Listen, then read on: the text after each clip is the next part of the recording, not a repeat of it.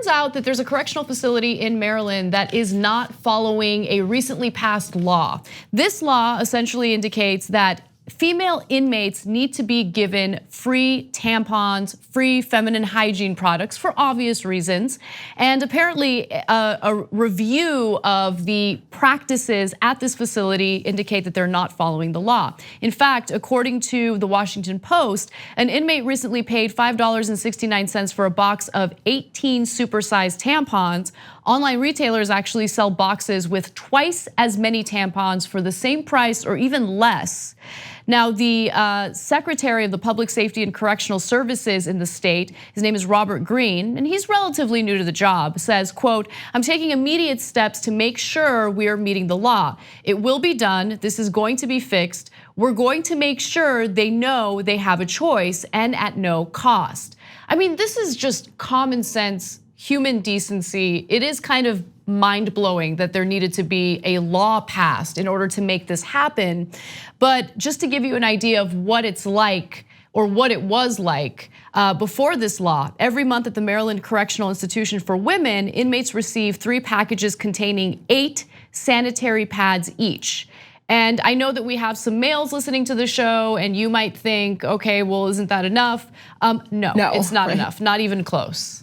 So these women would, get incredibly embarrassed. They would actually skip out on visitation with their family because they were worried that they would have leaks and they would, feel humiliated by that. I mean, it's really heartbreaking when you think about it that way. And it's just, again, just human decency to provide these products, these sanitary products to women. Absolutely, and there's so many different aspects of this conversation that happens. We talk about like taxes and how feminine hygiene products shouldn't be taxed. Right. Pads and tampons shouldn't be taxed and shouldn't be, taxed at a higher rate than other things. And some countries are taxed at a higher rate than condoms. It's crazy. And in prison, you have to be in prison. This is something that happens. You have to use these, and they're charging, like commissary money on it. Also, think about that. Putting that in perspective, she paid $5 for something that wasn't even enough, and knowing how much they make in prison in these jobs. Right, and some might be saying, well, they're in prison, they don't have the same human rights that people outside of prison do. Listen. No, you don't have freedom. You don't have freedom. You're still a human. Exactly, exactly. And we are supposed to have protections against cruel and unusual punishment.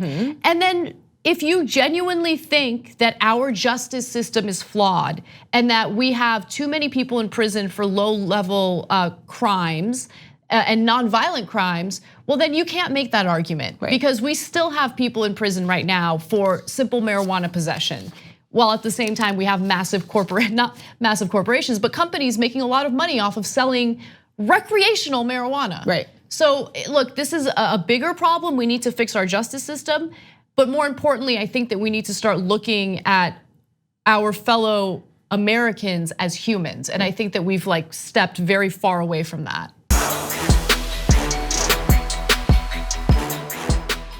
Here on the Damage Report, we talk a lot about the big banks and their ways of getting rich off the poor. They saturate the market, but there are other options. And I've got info on a socially and environmentally responsible financial institution that has no ATM fees, gives you cash back on every purchase. They even commit 10% of their earnings to charity. It's called Aspiration, and if you go to aspiration.com/TYT to sign up, you'll get these perks, and that's more money to spend or to save or to spend. Just treat yourself.